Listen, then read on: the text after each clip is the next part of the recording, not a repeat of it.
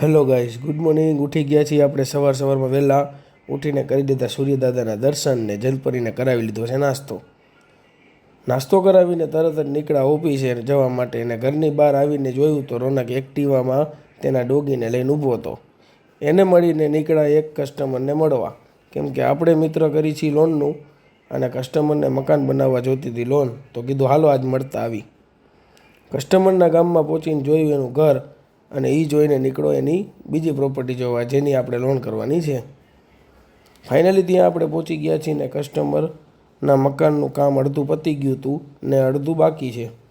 એ મારા સરને બતાવવા માટે મેં પાડી દીધા છે મકાનના ફોટા અને નીકળો ત્યાંથી કસ્ટમર જ્યાં જોબ કરે ત્યાંની વિઝિટ કરવા.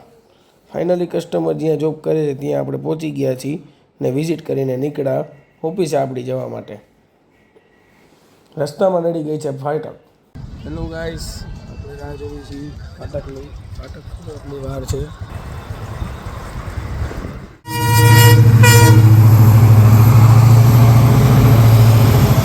ફાઇનલી ફાટક ખુલી ગઈ છે મિત્રો. અને જોવો ખાલી ટ્રાફિકમાંથી બહાર આવીને જોવો આપણો મોરબીનો ડીમાર્ટ.